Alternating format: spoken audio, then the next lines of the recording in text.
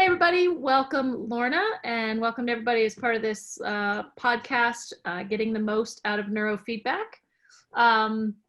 This is a podcast about what I think is kind of a deeper, broader understanding of neurofeedback and how it helps people. A lot of times, and a lot of the marketing out there really is about how it helps with a lot of symptoms that people experience. But really the getting the most out of neurofeedback is understanding how it helps in your efforts in your family to do it better, to develop as a person. It's a very powerful tool, and I think best understood in a long-term use kind of thing. So that's why I started this series, Getting the Most Out of Neurofeedback. Lorna has been my faithful guest. This is Lorna Hecht out of California. She is a licensed marriage and family therapist. And Lorna, you have had some big family events recently that I know you want to talk about. Yes. Hi. And I'll say that right now a lot of my state is on fire, but San Diego right now is as of last time I heard the news, relatively free of it, but it is a terrible situation here. And on that note, I thought that as you were talking about getting the most out of neurofeedback and the way that neurofeedback can be an aid in all kinds of personal growth and change in self and in the family, I wanted to highlight what you said. It's so much more than just relieving a symptom, because that is perhaps the primary difference in philosophy and function of traditional neurofeedback, where somebody would go in specifically because of a symptom, usually either heightened anxiety or problems with focus and concentration. And the technology would be oriented toward relieving that symptom. Right. So it makes sense that people would not expect whole life changes. But Neuroptimal, the beauty of Neuroptimal is its holistic orientation and the way that it's about optimizing the functioning of every brain, right? And not as oriented toward a symptom relief at all, although sometimes that happens. Right. I'd say most of the time it happens, right? And so we can even be sort of seduced by that, right? I got it, I did it, I'm good, I'm done. Right. Right. Yeah. And without heightening awareness to all the possible areas of change, one might miss a benefit or miss an opportunity. I think that's really well said. Yeah. So the thing that I've been thinking about, because of course this is what I've been thinking about, is that my son, my oldest child, my firstborn, got married last weekend. And a lot of energy and planning went into that. Not so much on my part, because I'm mother of the groom, which is pretty lucky position. That's a sweet spot right there. Well, if one thinks that the other family is sweet, which I am very, very blessed that I do. Although even the level of participation I had was a great energy, what do I call it? Energy sucker, and took a lot of time and energy, and there was anxiety and stress. But I think that most of the anxiety, even though this is a blessed event, everybody was looking forward to it, it comes in the form of the different relationships coming together, right? Two new families coming together in a more intense and a lengthy amount of time than has happened previously. And the shifting. Just a play date. Not just a play date. It wasn't just my in-laws. Yeah. The in-laws coming to town and us showing them around San Diego. It was sharing this very, very important ceremony and milestone with them. Yeah, it's a big change in a family. Big change in a family. And I've been using Neuroptimal neurofeedback for, well, I guess it's getting close to 3 years. Oh, wow. And one of the things I've noticed the most is my ability to see myself in the relationship system, especially after it's been pointed out to me. I'm so much better. Sometimes I need a nudge from somebody outside, but I've gotten so much better at seeing my own participation and my own reactions in relationships. And Lorna, can you just say a quick word about when you say the term family system for people who don't know what Bowen family systems theory is, or can you just say a quick word about that? Sure. Is that okay? So everybody's family, everybody comes from a family, and everybody's family has its own culture, if you will, or mindset, characteristic ways of functioning, that if one were to study any family long enough, one could anticipate what's going to happen next, because things do become pretty predictable, but not 100%, especially at times where somebody marries into the family, or somebody is born into the family, or somebody leaves home to go to college. These are times when things are a little less predictable because they're times of shift. Yeah. And so the study of the family is what makes Bowen theory unique. It's thinking about people, individuals, and relationships, and even symptoms in the context of how this particular family system operates, and how human families in general operate. Was that enough? Yeah, Any other thoughts about that? If any of the neurofeedback moms on the Facebook group are listening, so I'm doing a series there, a parenting series on a book called Scream Free Parenting.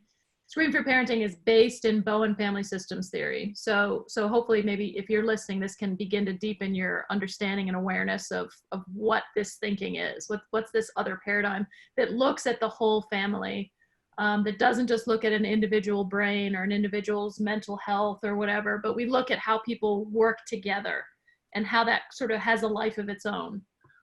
So that was just a little side for neurofeedback moms. Yeah, that's great. That's great. So a family is a very good example of a system being more than the sum of its parts. Yes. Yeah. And so in this particular case, one piece of the system I was focused on was my relationship with my son, and how much emotion was generated in me at the knowledge of his impending marriage. Upon the engagement, is that? Well, the engagement started, they got engaged beginning of the year, I think, but they've been together for 5 years. Okay. And that was a change. You know, they've been living together. Well, I'll disclose this. It's not what they met working in Israel, and they were in the same house together. So they literally have been living together since the day they met. So that wasn't new. The engagement kicked things up a notch, and that's when the wedding planning started. But as we got very close to the time of the wedding, I found myself getting more and more emotional. I could barely even tell anybody without getting sort of choked up inside. Yeah. And, you know, what's that about? I mean, I know mothers always cry at the wedding, and I did. Yeah. But that level of emotion was so interesting to me. And I think, as an aside, the use of Neuroptimal helped me to really recognize it and see it and be able to observe it.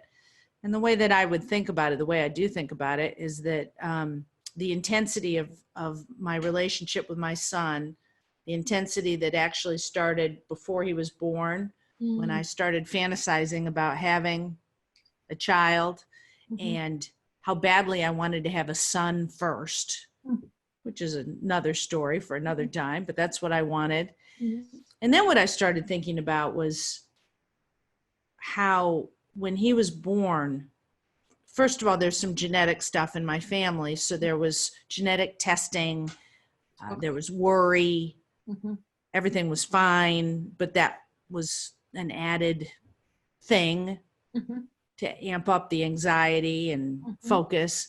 And then when he was born, he was so puny. He was just a skinny little thing. And he was yellow. And the doctor said, maybe he wouldn't be able to leave the hospital, or he was a little compromised because he had so much jaundice. And I never did find out what that even means, but that I saw him as small and helpless and vulnerable. Okay. And his development was fine, was great. As it happens, he didn't start walking till he was 18 months old. Okay. And one time my then mother-in-law, who I love very much, but she did say to me one time, she said, well, maybe if you ever let his feet touch the ground. A gentle nudge. Is that one of those nudges that you were referring to? That was a nudge. I noticed it at the time, but that may have had something to do with how I perceived him. Okay. As being Just small, a little and extra vulnerable. care, a little extra worry, a little extra focus. Yeah. Okay. Yeah. Of course, now he's 6 foot tall, strong, competent, ready to handle having his own family. But that emotional connection is still there, on my part anyway. Okay. And I also saw it very clearly how that level of intensity has transferred into his relationship with his bride. Okay. And they're very intensely emotionally involved with each other. Of course, all spouses are, all grooms and brides are. But I find it interesting to think about that being the attachment with me and his father, the original triangle into which he was born, mother, father, baby, moving into this new family to start the next generation.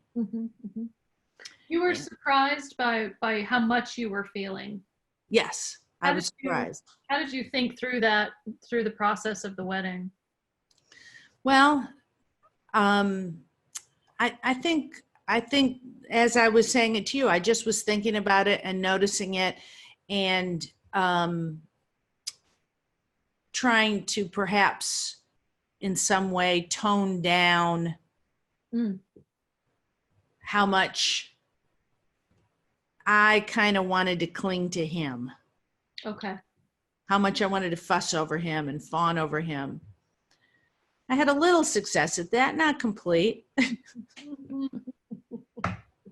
And that's part of being ever so aware, right? That he's moving from, even though he's 29 years old, he's been out of the house for 11 years. Wow. Right? Yeah. But really moving from the natal family, the family he was born into, to his new nuclear family. And that's... Is he living further away? Sorry. No, he's in San Diego. Okay. All right. No, I see him more often now than I have over the last decade, because he moved back to San Diego a year ago. So it's not that. It's an emotional shift. Yeah. Not a geographic one. Yeah. Yeah. So, yeah, go ahead. Well, so going back to getting the most out of neurofeedback, to be able to use that extra information that I believe neurofeedback has given me to make more thoughtful decisions about how I want to manage myself during this emotional time. You know, I've been working on this with both Bowen theory and the neurofeedback for many years.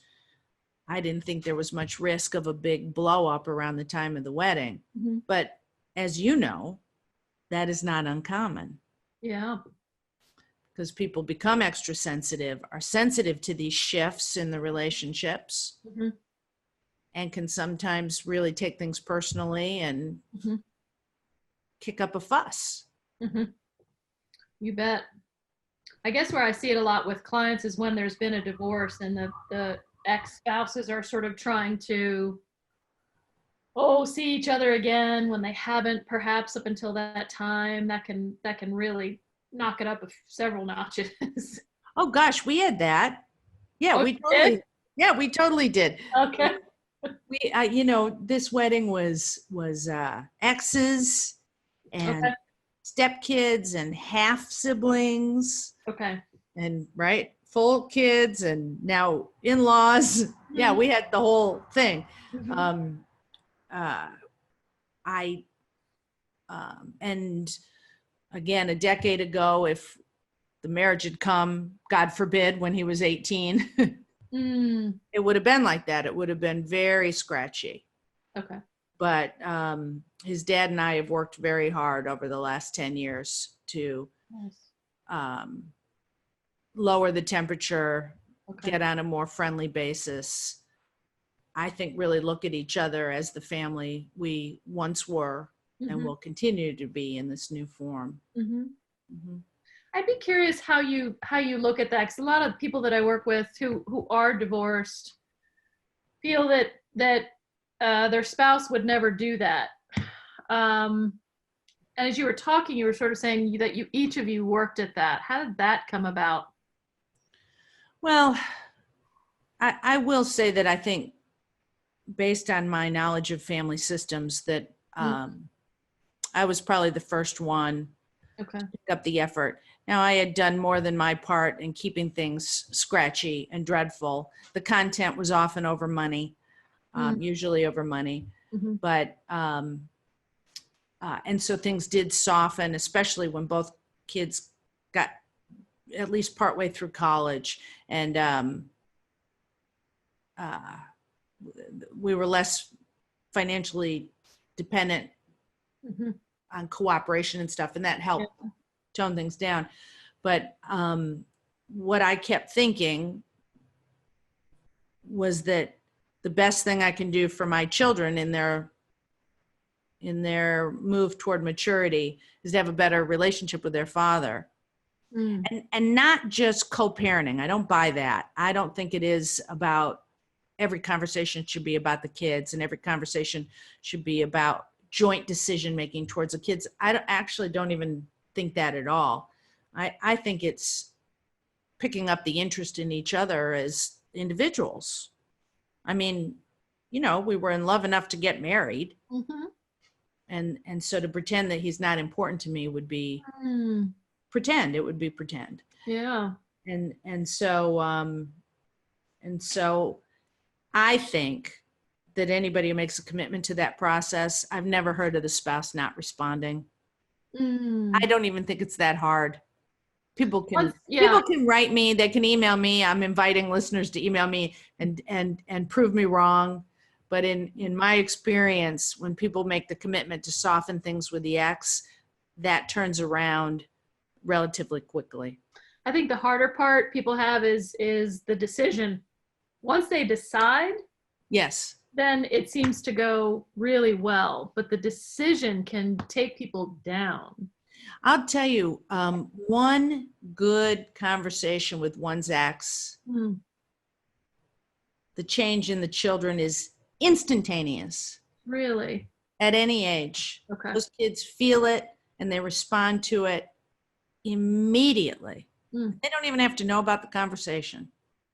It calms them down so much. It's such a strain on children to have warring parents.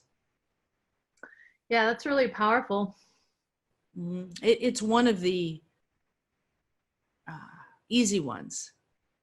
I mean, there's other relationships that I think are harder to bridge.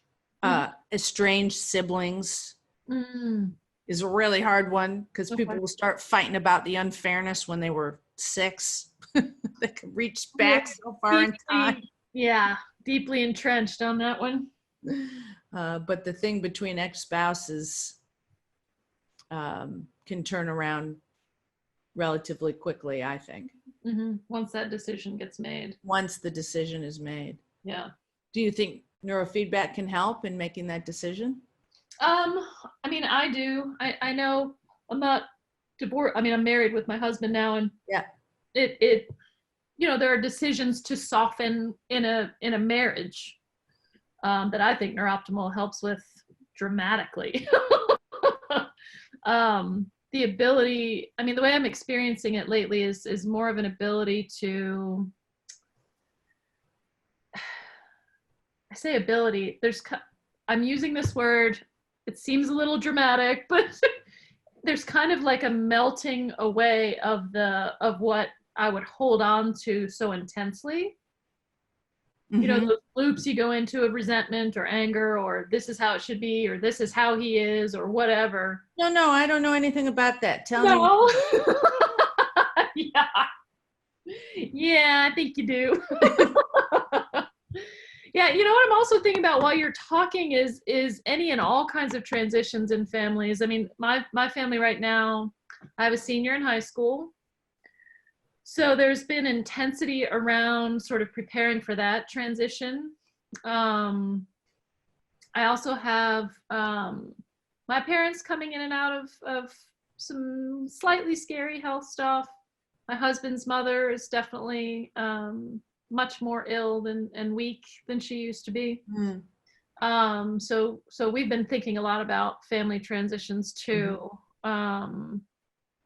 Some are positive, these transitions, births and Yeah, marriages, but some of them are not. yeah, it's a lot, right? I mean, you said earlier when you were talking about, you know, your relationship with your son early on and intensity, you know, um, and I could see there's intensity all around here. Um, yeah, I'd say more of it seems to be in my husband's family right now. Mm-hmm. But yeah, and you're talking about sort of doing your neurofeedback, and oh, you were talking about, you know, you and your ex making peace with each other and how quickly that translated to less anxiety in your kids. And I think there's a similar process where even if one person in the family is doing neurofeedback, that it can have an impact on the rest of the family on these transitions. I mean, I know I'm going to be, you know, keeping up with it for sure as our family begins to go through some really major life stuff. So the idea is that the tension or anxiety in the family it's sort of like a hot potato that people are tossing around, but somehow every time you toss it, it gets bigger and hotter. Yeah. And if one person can catch it and in their hands, it cools down. That's a great, yeah, it's great metaphor. Right? Then they're going to toss a little bit cooler potato to the next person. Yeah. So if one person is doing the neurofeedback, that can make a difference. I'm thinking about, I'm backing up to think about the wedding as a whole, because I was mostly focusing on this one triangle, my ex and my son and me, that was sort of central to my experience, but there were other triangles that had some tension in them at this thing. And I would say I did not do perhaps as well there, but I was more aware of, more sensitive to, for example, some anxiety my husband might have been experiencing at this event. And if I just look at the outcome of the event, it was really positive. And I wasn't on my game all the time, but I do think that there was a ripple effect. And the relationship system seemed to end on a better note than how it started. You know what I mean? Like a big celebratory weekend, family can end up in a tougher spot. Yeah. Yes, I know what you mean. Than how it started, especially when you add alcohol to all the family tensions, all the history, and then add alcohol to the mix. But in this case, I think I can safely say that it seemed to end up a little more positive than how it started, which is nice. Yeah. Mm-hmm. I like what you said about it not being all perfect. And certainly I was not all perfect. Lordy. Yeah. And I don't know. I don't think it demands perfection. I think it just demands effort and thoughtfulness, you know, and it can work out. Dr. Bowen used the phrase microscopic steps at more maturity and taking more responsibility for self. If one can take microscopic steps. And have the humility to do that. Humility to take the step and humility to understand that it is a small thing, Yeah. but that it can open up a world of difference. Yeah. That it's important. Mm-hmm. Nevertheless, small as it may be, it's still important. Yeah. So for me, I mean, it absolutely doesn't have to be this way for everybody. I don't want people to get scared off from it. It can be great to have a set number of neurofeedback sessions. That can be great, can be useful. You can go on your merry way. For me, it's a lifestyle. Mm-hmm. I don't train every week. Mm-hmm. I often train once a week. Mm-hmm.